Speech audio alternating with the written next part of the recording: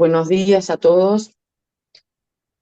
Gracias por la invitación. Gracias por acompañarnos en esta jornada sobre el nuevo Código de lo Contencioso Administrativo.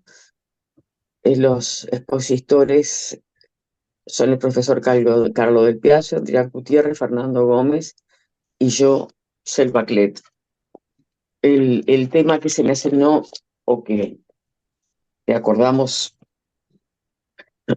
que podía inaugurar estas jornadas son las grandes líneas de la reforma del contencioso administrativo, con especial referencia al proceso ordinario. Bueno, es absolutamente imposible en media hora nada más que decir los titulares. Por lo tanto, siempre va a ser aconsejable leer, hacer lecturas individuales, colectivas, en ámbitos académicos, como para poder reflexionar en conjunto. Yo diría, como las grandes líneas de la reforma, yo diría que hay cuestiones que son fundamentales, como el haber asegurado o el haber tratado de asegurar o de efectivizar el acceso a la justicia, el haber simplificado algunas cuestiones que aparecían un poco confusas o con varias interpretaciones, el haber clarificado algunos temas que estaban en discusión desde hace muchos años, muchas décadas, y el haber proporcionado, en la medida de lo posible y sin detrimento de la calidad, una mayor celeridad al proceso contencioso anulatorio. El acceso tiene que ver con el cumplimiento de la Constitución, cuyo artículo 320 estuvo olvidado durante 70 años.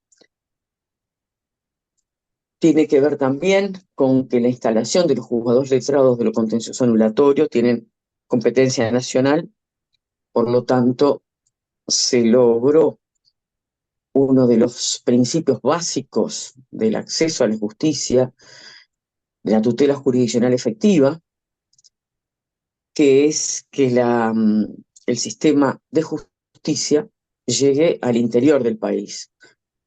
Eso para mí constituye uno de los aspectos medulares. Las personas no podían acceder al sistema de justicia si tenían que venir a litigar a la calle Río Branco y Mercedes. No podían venir porque costaban los pasajes de los testigos, y procurar el expediente significaba tener algo, bueno, bastante más que un gestor en Montevideo. Este proceso va a permitir otro tipo de acceso, como vamos a ver inmediatamente, y por ende cumpliría el mandato constitucional de un acceso universal, y universal en el sentido, en este marco preciso, de todos los sujetos, todos los habitantes del país.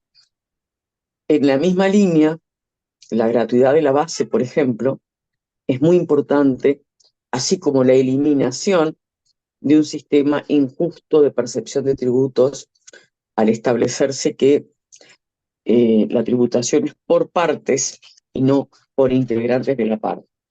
Y partes sabemos que siempre hay dos, más allá que la parte sea de integración plurisubjetiva.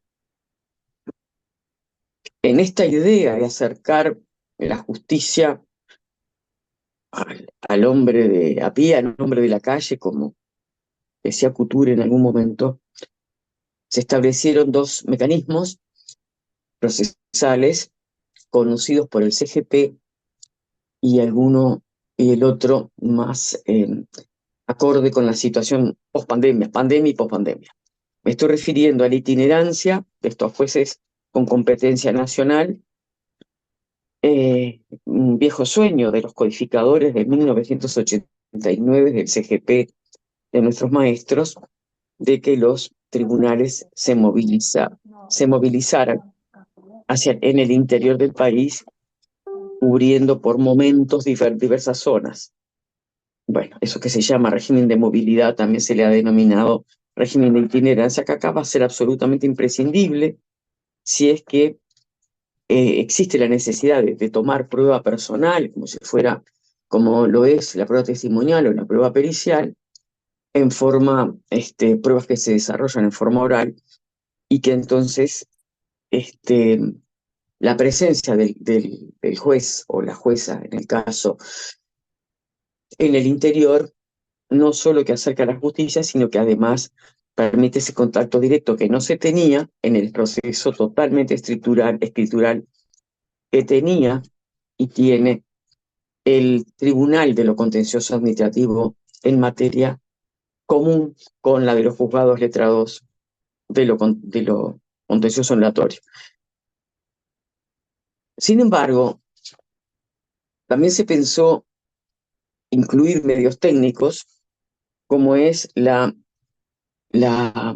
forma de la audiencia, perdón, la forma no, la forma de registración de la audiencia, por eso es lo que decía que nos dejó la pandemia, algo bueno, pocas de las pocas cosas buenas es la posibilidad de realizar las audiencias por videoconferencia, previsto en el artículo 89, con la certeza, es decir, en la reglamentación de la audiencia, el tribunal ya la tiene reglamentada desde la época de la pandemia, pero bueno, habrá que afinar algunos detalles más todavía, que se asegure, la importancia de esta audiencia son las garantías que aseguren la comunicación continua, multidireccional y simultánea entre todos los sujetos actuantes y el respeto, por ende, de los principios del debido proceso y del derecho de defensa.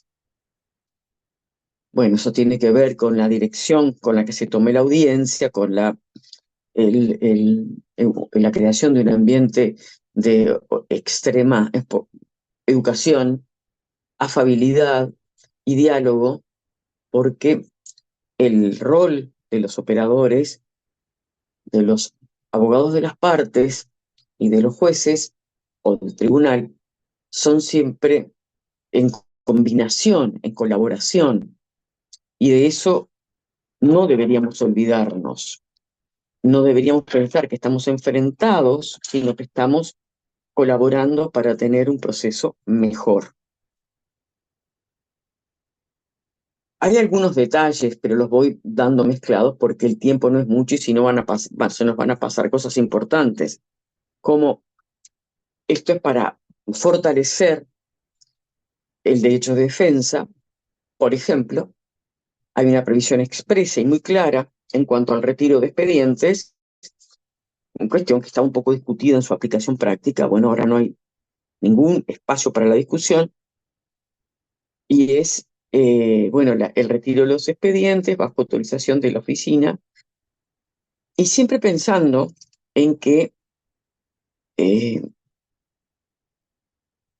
en una situación de igualdad o paridad, en la comodidad de, en la comodidad de estudiar bien el expediente.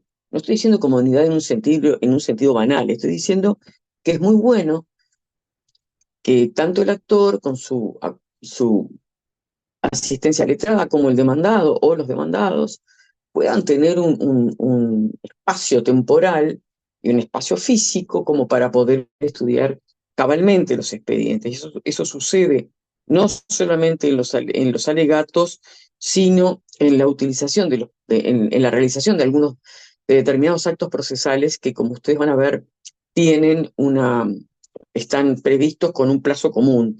La regulación de este plazo común en combinación con el retiro del expediente es para mí parece una reforma pequeña, pero no lo es en tanto y en cuanto ese retiro del expediente está estrechamente vinculado con un ejercicio cabal del derecho de defensa, el que tampoco nos deberíamos olvidar. Bueno, explicando algunas cuestiones sobre la clarificación de los textos, porque había dudas, porque no se sabía muy bien, porque parecía que el articulado constitucional era estrecho, era un corsé, interpretación con la que nunca estuve de acuerdo, no desde que integro el tribunal, sino desde muy antes, cuando participaba ya como un vaticinio en los congresos de derecho administrativo, en el vaticinio en el lugar donde iba a terminar mi carrera, Digo que había cuestiones que eran para algunos bastante claras, pero que parecía que la Constitución no permitía, como la realización de medidas preliminares previas al proceso. Y bueno, ahora están perfectamente reguladas, hay imágenes y semejanzas de las del CGP, y hago especial hincapié en las medidas asegurativas de la prueba, porque todos sabemos que los juicios se ganan o se pierden mayoritariamente en la etapa probatoria. Entonces, el asegurar que la prueba no se pierda, como se sostiene desde la época del CPC y siguiendo el CGP que lo desarrolló muy bien, y bueno, y ahora este código que también lo vuelve a desarrollar muy bien, la realización de medidas asegurativas de la prueba, de medidas preliminares y también de medidas cautelares asegurativas, insisto, van a parar en el buen ámbito de la tutela jurisdiccional efectiva. Y bueno, y también, por supuesto, bueno, la regulación de los hechos nuevos era es un poco, no del todo clara. Bueno, la aparición, el conocimiento de hechos nuevos, la aparición de hechos nuevos directamente o el conocimiento de otros hechos que sin ser nuevos recién se conocen, está regulado en forma específica y eso, cada regulación que se realiza es un margen menor a, a la incidencia de los jueces con sus criterios personales. En mi entender, y creo que avala esta conclusión, dos carreras muy extensas, la de docente y la de jueza de carrera, no existe el criterio de los jueces, existe el criterio de la Constitución, de la ley y de todo lo que venga de allí para abajo. El criterio de la sede es un criterio realmente peligroso que no comparto. Este código, entre otras cuestiones, ha tratado de llevar al mínimo el famoso criterio de los jueces. Como una forma de clarificar y de tornar realmente operativo el sistema, y entre ellos el sistema de los principios, tanto jurisdiccionales como administrativos, reitero, garantizar la operatividad de los principios, pasó en algunas de las ocasiones del trabajo extenso y exhaustivo trabajo de la comisión por interpretar auténticamente la Constitución. Las varias interpretaciones, numerosas interpretaciones sobre todos y cada uno de los puntos, puede ser muy fermental en algunos momentos, pero a la hora de la aplicación se torna en algo que va en contra de la fluidez de los procedimiento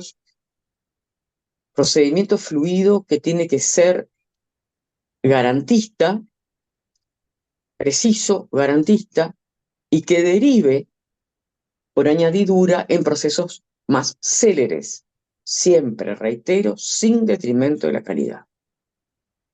El Uruguay se ha prestigiado y ha prestigiado su nombre en ámbitos extranjeros cuando se habla de la justicia uruguaya con admiración. No voy a hacer una evaluación de cómo está la justicia uruguaya en este momento, ni cómo están los jueces, ni la confianza en los jueces. Estoy hablando de la apreciación que tienen muchos países de nuestra justicia. Por lo tanto, este paso es un paso más también en, en, en vistas al futuro de nuestro país, de nuestros hijos y nietos, diría.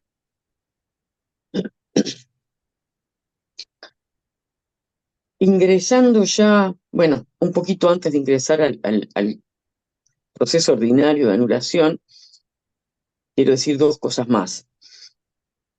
Es una reforma integral, esta es una reforma integral, es una reforma en la que participaron el legislativo en el artículo 14 de la 20.010 que creó la comisión, la creó no apuntando a sujetos, sino apuntando a las instituciones.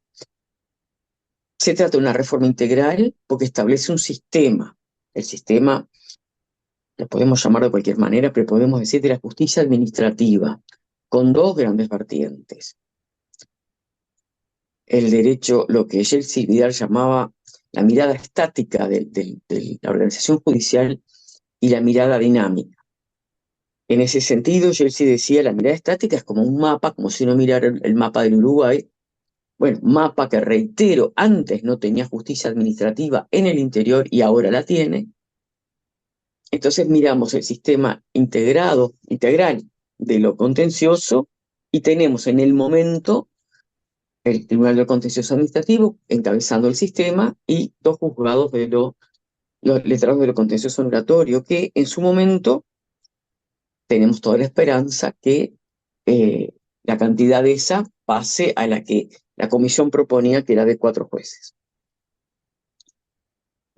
Traigo esto a colación, bueno, y el sistema dinámico, y la parte dinámica de observar cómo funciona la justicia en un país es ver cómo funcionan sus procesos, que es lo que entro ahora en instante.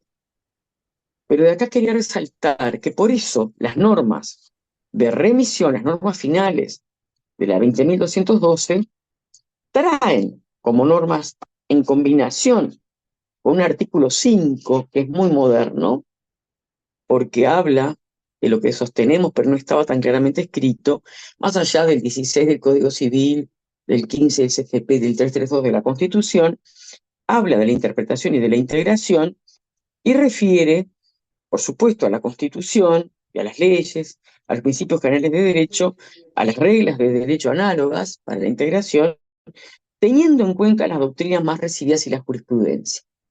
Esta frase, por supuesto, me evoca el artículo tan entrañable por su calidad superior del profesor Luis Alberto Viera, cuando establece que las leyes no son tales si no han sido interpretadas y aplicadas por la doctrina y la jurisprudencia. Esta visión integrada del sistema, ley más doctrina más jurisprudencia, nos ha posibilitado a los uruguayos tener sistemas de avanzada, aunque no tuviéramos las leyes, no tuviéramos plasmadas las leyes en forma tan clara.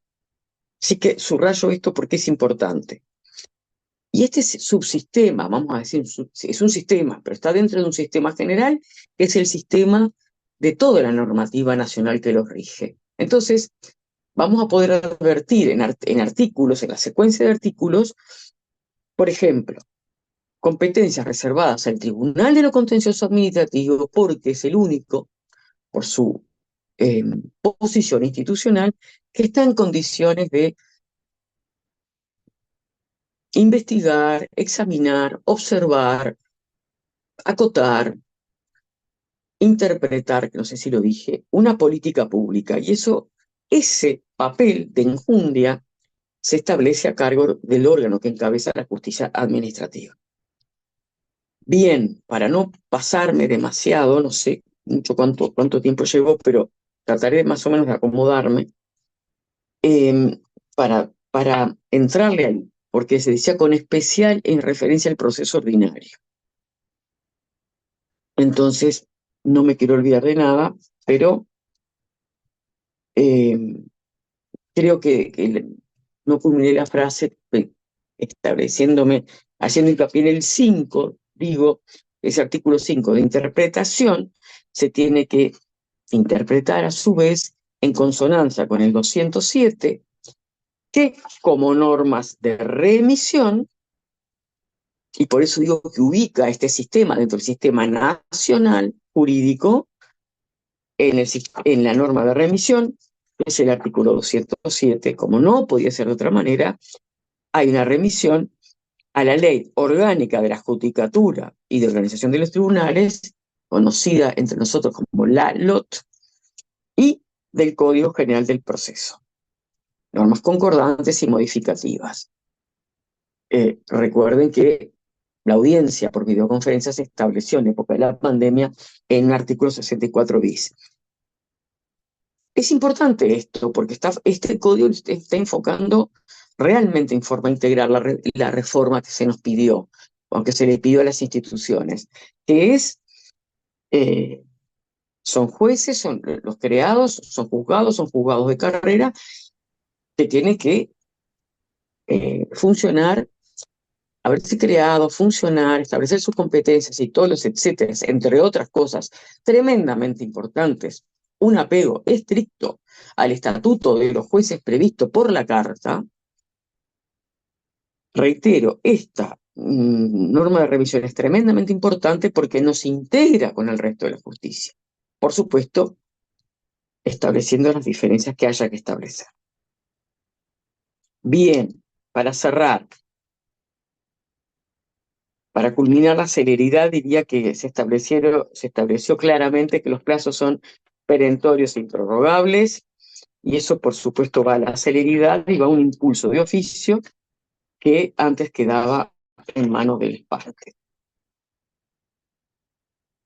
Ingresando entonces, si ahora de lleno, el proceso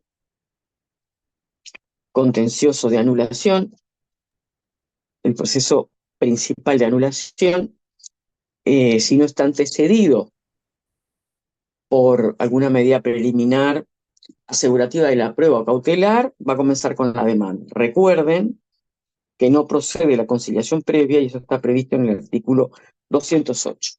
Y no procede no por capricho, no procede porque si son cuestiones de legalidad, la administración parecería que no estaría en condiciones de acordar. Y si llega a estar en condiciones, si se da cuenta de que ha cometido un error, lo que tiene que hacer es revocar el acto administrativo irregular. Irregular o gravemente afectado de algún vicio de los que define la Constitución y este código, por supuesto, retoma. Entonces tenemos una demanda, no me voy a detener en la demanda porque es igualita a la del Código General del Proceso, y voy así a hacer hincapié en que hay algunas normas de precisión, supongo que alguno de los compañeros de panel lo va a tratar, hay algunas normas que precisan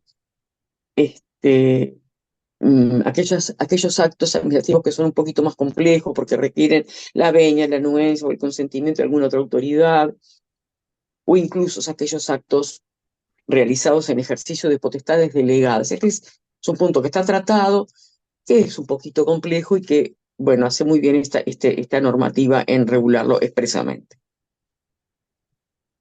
Entonces, comienzo con la demanda. Estoy en el artículo 151. Tiene que estar claramente, como en toda demanda, pero claramente determinado el acto contra el que está, en virtud del cual promuevo o a cuyo respecto está formulada la pretensión.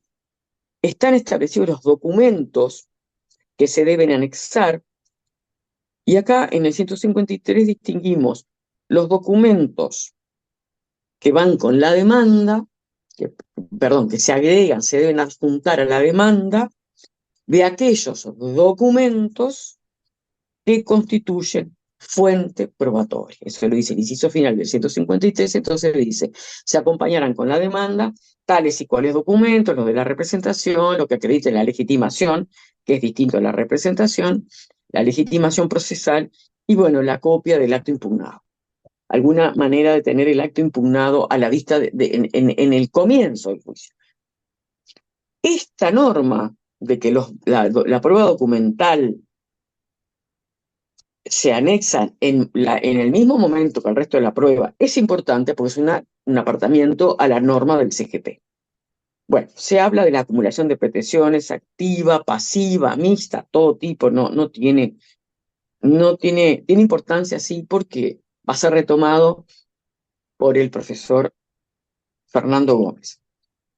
Viene el primer control de la demanda, viene un control de admisibilidad, se otorga un plazo para modificar las cuestiones que el tribunal observe, pero se trata de cuestiones de admisibilidad, e inmediatamente en el artículo 156 se regula el rechazo liminar de la demanda manifiestamente improponible a imagen y semejanza del 119 del Código General del Proceso.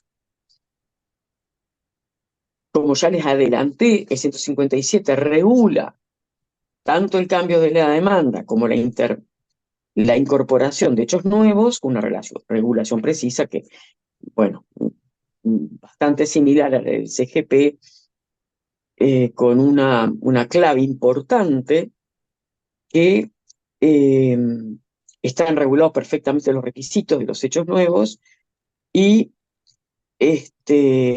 con una importante norma que es que al alegarse el hecho nuevo se puede modificar el petitorio, cuestión que era y es debatida en el ámbito del CGP.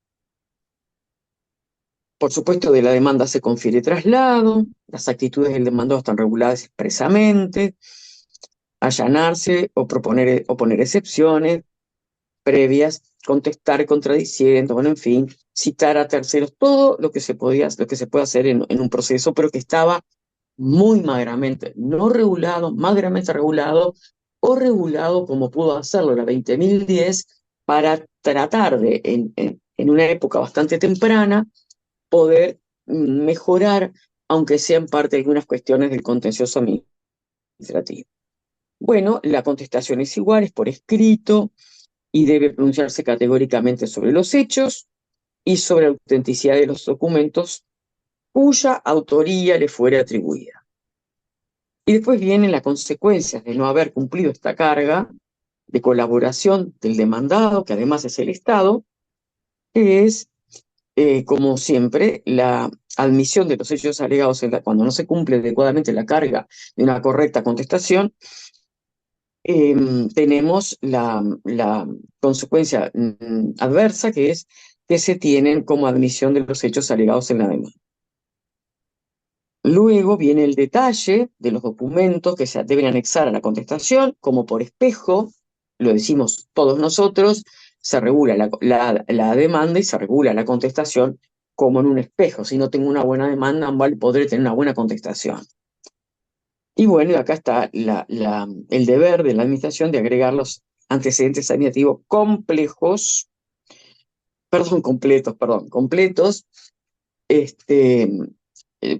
Se ve que se me recuerdo los antecedentes administrativos y son tan tremebundos que por eso dije complejos, ¿no? Porque son piezas y más piezas de un alto que asusta a cualquiera.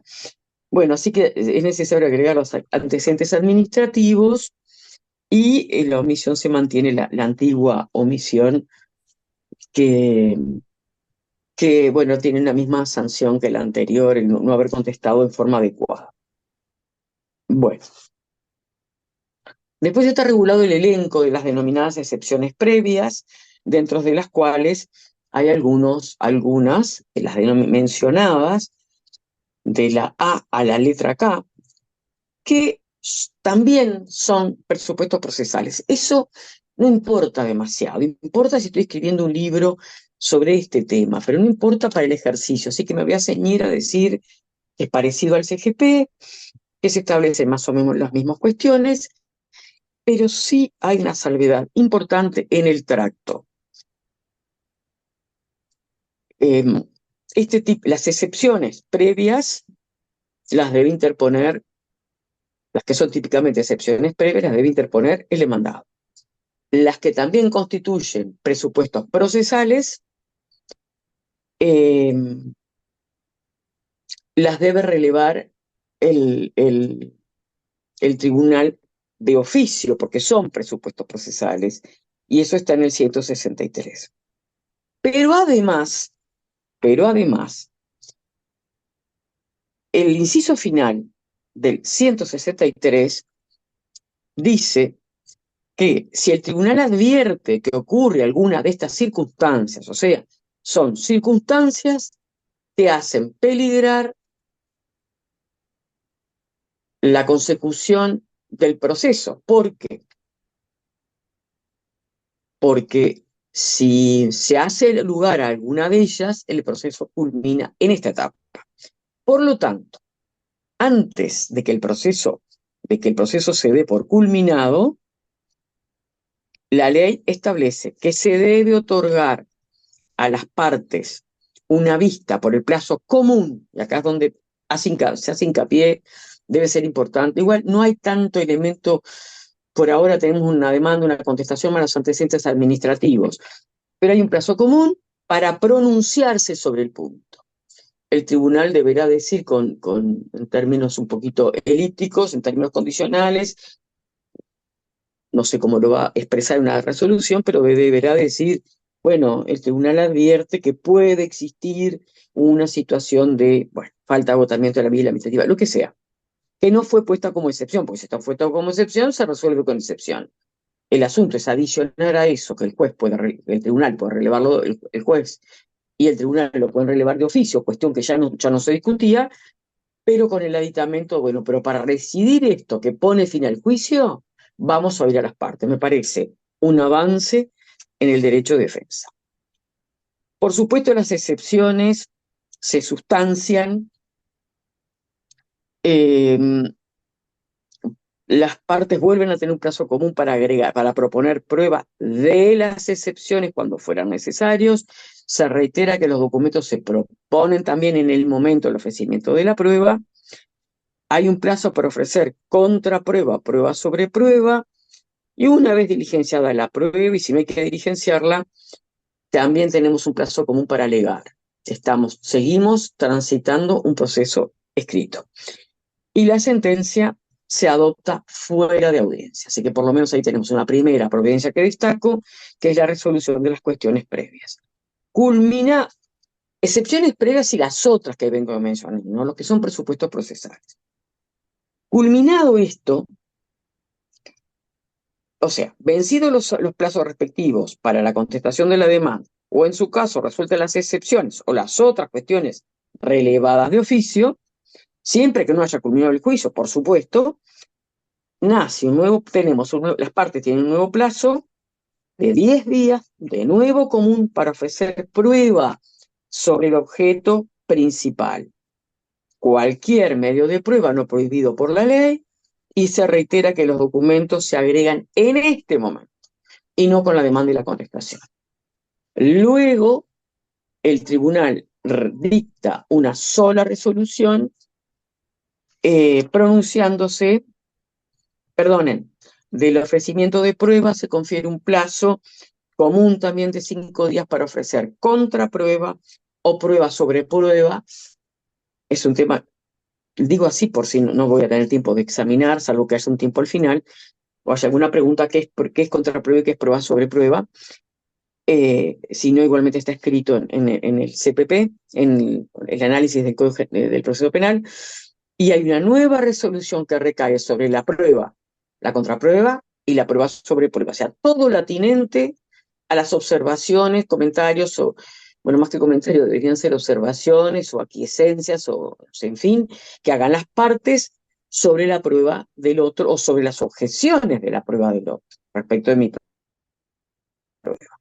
Se diligencia la prueba, hay algunas normas especiales sobre diligenciamiento de prueba, pero no tienen no tienen demasiada trascendencia práctica, salvo que están muy bien formuladas, a mi juicio. Se produce la prueba y acuérdense que acá sí rige abiertamente el principio de inmediación, que es absoluto, bajo pena de responsabilidad funcional, igual que el CGP. Esa prueba se realiza en audiencia y por tanto requiere la presencia del juez unipersonal, bajo pena de nulidad que compromete su responsabilidad.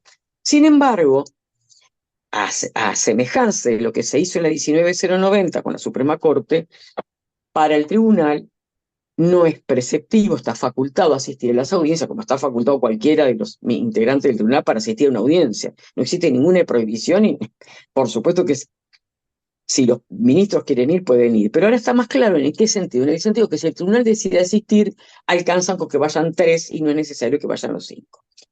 Viene el alegato, viene la intervención de la Procuraduría del Estado del Contencioso Administrativo, queda la causa conclusa para sentencia, y se puede, dos apreciaciones que no estaban, entonces confundió un poco al tribunal.